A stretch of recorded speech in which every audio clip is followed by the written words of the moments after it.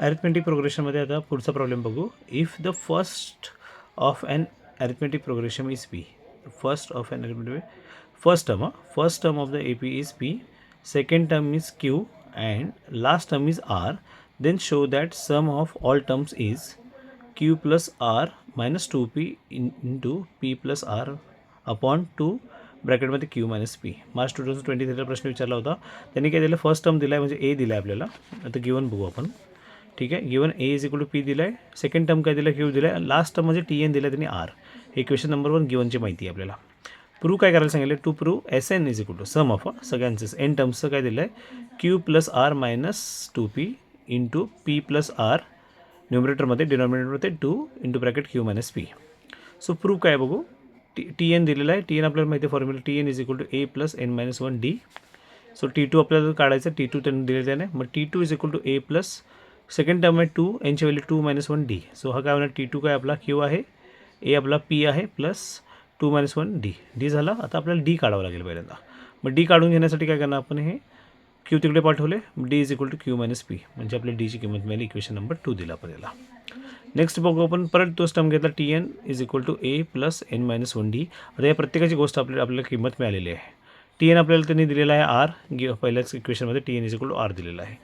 ए आपल्याला माहिती आहे पी आहे, N minus one as it is राहिला. डी आपल्याला माहिती आहे क्यू मायनस पी आहे. मग याच्यावरून आपल्याला एन काढायचं आता फ्रॉम 1 and 2. बरोबर, हे 1 and 2 वरती आपल्याला डीची व्हॅल्यू इथे रिप्लेस केली आणि टी एनची व्हॅल्यू आर टाकली. सो हा पी जो आहे इकडे आला मायनस झाला, R minus P is equal to हा एन मायनस 1 इंटू हा क्यू मायनस पी. हा क्यू मायनस पी इकडे डिनॉमिनेटरमध्ये गेला. So R minus P divided by Q minus P is equal to N minus 1. आता हा मायनस 1 आहे, आपल्याला एनची व्हॅल्यू काढायची ना, मायनस 1 परत तिकडे पाठवला, तो काय आला प्लस झाला. So R minus P upon Q minus P plus 1 is equal to N. So N is equal to, हे रिअरेंज करून घेतले terms, R minus P upon Q minus P plus 1 आणि याचा एल सी एम काढला. त्याला L C M काय आला, Q minus P, Q minus P इथं मल्टिप्लाय झाले.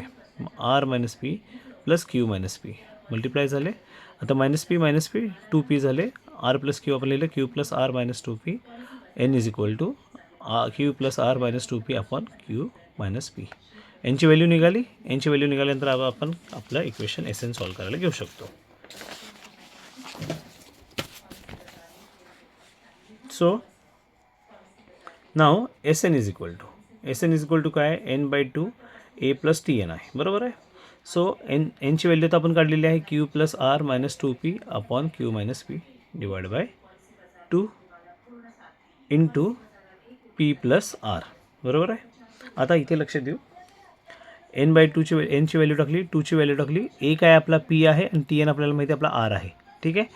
एनची व्हॅल्यू एवढी मोठी आहे डिवाइड बाय 2, एची व्हॅल्यू पी आहे आणि टी एनची व्हॅल्यू आर आहे.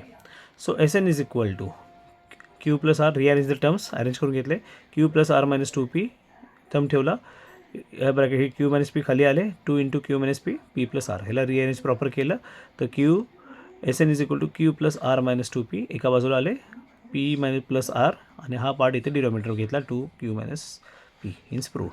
आपल्याला जे इक्वेशन पाहिजे होतं ते आपल्याला इथं प्रूव्ह झालेलं आहे. काय इक्वेशन होतं आपण पाहूया.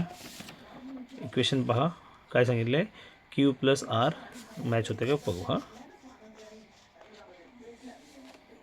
बघा, q plus R minus 2p into P plus r upon 2q minus p. So S एनची व्हॅल्यू आपण फाइंड केलेली आहे, Q plus R minus 2p p plus r upon 2q minus p. Final.